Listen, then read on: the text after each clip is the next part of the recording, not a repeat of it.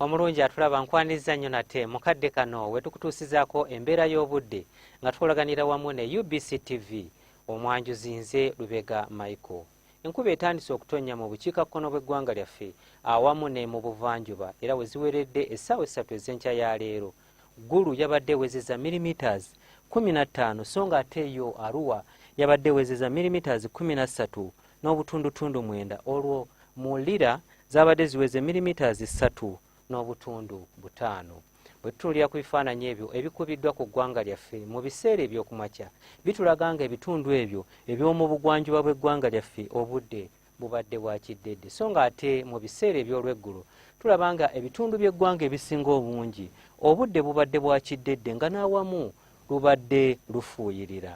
Bwe tutunulirako ku bifaananyi ebyo ebikubiddwa ku ssemazinga wa Africa bitulaga nga omukuubo gw'enkuba gwongedde okusaasaanira amasekkati ga ssemazinga wa Africa omwo nga mutwalidde n'eggwanga lyaffe ekireetedde enkuba okutonnya mu bitundu ebyo eby'omu bukiikakkono bw'eggwanga lyaffe. Katunulireko ku mbeera y'obudde nga bwe tugisuubira mu biseera eby'okumakya. Tusuubirayo oluwandaggirize mu bitundu by'eggwanga ebiwerako so nga ate mu masekkati g'eggwanga lyaffe tusuubira nti akasana kajja kukeera kwaka. Embeera eno tugisuubira okukyuka era olw'eggulu tusuubira enkuba okutonnya mu bitundu ebiwerako nga n'ebbugumu mu bukiikakkono bw'eggwanga lyaffe tulisuubira okutuuka ku degrees 29.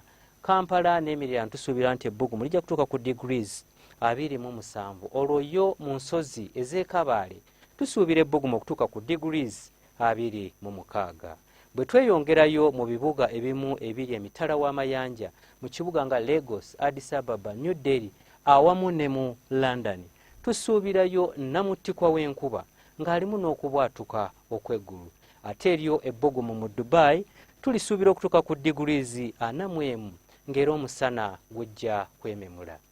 Ebyo bye tusobodde okujjira mu kitongole ky'eggwanga ekivunaanyizibwa ku mbeera z'obudde nga tukolaganira wamu ne UBC TV. Ebisingako awo osobola okugenda ku mutimbagano gwa kompyuta nga bwe biri ku lutimbe gaggadde olwa UBC.